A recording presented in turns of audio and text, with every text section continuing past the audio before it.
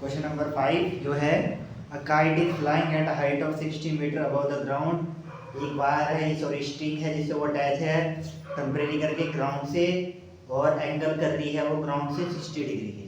ठीक है बच्चों, तो क्वेश्चन नंबर 5 है हमारा। एक काइट है, मान लो यहाँ पे काइट उड़ रही है, ठीक है, और ये काइट यहाँ से ग्राउंड से कितने डिग्री के एंगल पे है 60 डिग्री, और उसने हाइट भी दी है बच्चों। उसने कहा ग्राउंड से जो काइट की हाइट है वो है 60 मीटर पे, ये है 60 मीटर पे 60 डिग्री, ठीक है। उसने कहा इस स्ट्रिंग की लेंथ बताओ,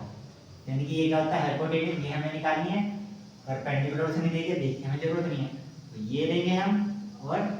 ये लेंगे। रूल के अकॉर्डिंग साइन थीटा आएगा,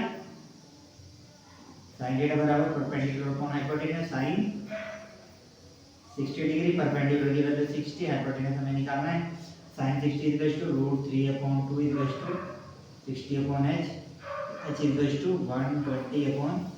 √3, सेम √3 से इंटू √3 से डिवाइड, तो आ जाएगा 120 √3/3 40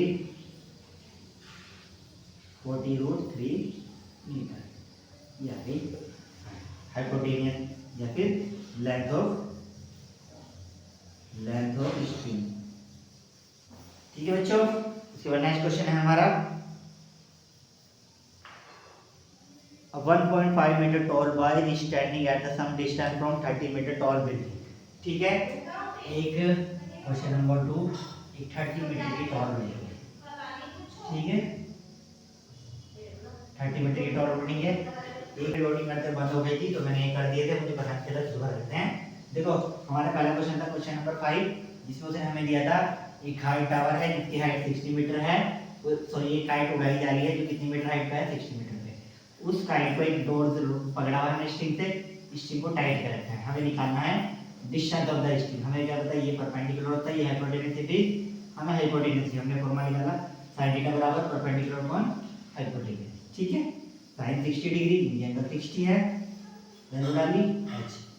रूट के अकॉर्डिंग क्रॉस मल्टीप्लाई, तो h इधर 2 इधर 16 2 जा 120 √3 अपॉन में, तो यहाँ क्या बचा, जब भी अपॉन में √3 आएगा √3 से इंटू √3 से डिवाइड, दोनों में मल्टीप्लाई करें तो थी √3 ऊपर काटा तो क्या आएगा 40 √3। ठीक है बच्चों, सेम नेक्स्ट क्वेश्चन करा। उसने कहा है कोई बच्चा है जो किसी बिल्डिंग को देख रहा है, ठीक है, जो बिल्डिंग की हाइट कितनी है 30 मीटर, वो अपनी आंखों से देखेगा उसकी खुद की हाइट कितनी है 1.5 मीटर, तो आंखों से हमने एंगल ऑफ एलिवेशन लिया 2 बार, क्योंकि वो चल के धीरे धीरे कहाँ गया यहाँ पे आ गया। पहले एंगल ऑफ एलिवेशन 30 डिग्री, फिर एंगल ऑफ एलिवेशन 60 डिग्री, तो पहले हमने 30 डिग्री के लिए लिया, ये है मेरी हाइट, तो मैंने हाइट डाल दी परपेंडिकुलर और नीचे क्या है बेस v1, दूसरा ट्रायंगल परपेंडिकुलर बेस क्या है v2 और एंगल 60 डिग्री। इसके लिए लिया तो t/b बराबर क्या होता है tan थीटा, तो tan की वैल्यू 30 डिग्री दे रखा है, p की वैल्यू ये दी एंड b की जगह v1, 30 डिग्री की वैल्यू 1/√3, तो √3 कहाँ चला जाएगा ऊपर से आएगा 28 √3। सेम मैंने x को लिया बाद में, पहले मैंने निकाला tan इसके लिए, tan थीटा बराबर सीधे p/v, यहाँ पे tan की वैल्यू 60 की वैल्यू √3, वो इसके अपॉन में गया, वही कंडीशन जो यहाँ की थी √3 से इंटू √3 से डिवाइड 9.5 है। इस 9.5 √3 को हमने क्या रखा x जो हमें चाहिए, तो हमने क्या लिखा v1 माइनस v2, दोनों को माइनस करा, फाइनल वैल्यू क्या आ गई 19.0 ठीक है। उसके बाद हमारा नेक्स्ट क्वेश्चन था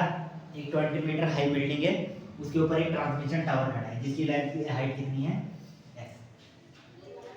इस ट्रांसमिशन टावर के बॉटम से जो एंगल ऑफ एलिवेशन है 45 डिग्री, टॉप से कितना है 60 डिग्री। हमने दोनों ट्रायंगल को फिर से अलग-अलग बनाए, पहले वाले के लिए 20 बेस b, दूसरे वाले के लिए 20 प्लस x और बेस b, इन दोनों को लिया सेम tan बराबर b 45 डिग्री tan 45 पर कौन में गया b की वैल्यू निकली, इधर b की वैल्यू उठा के ऐसे कैसे रखी, दोनों के लिए बेस कॉमन था, b की वैल्यू 20, टोटल 20 प्लस x और tan 2, इसकी मल्टीप्लाई इधर तो 20 √3, ये 20 प्लस x इधर आके माइनस, दोनों में से 20 कॉमन √3 माइनस, तीनों के वैल्यू √3 अप्रोक्स 1.7 माइनस 1 तो 7 इंटू करी, इधर करके आ गया मेरा 40 मीटर। ठीक है बच्चों।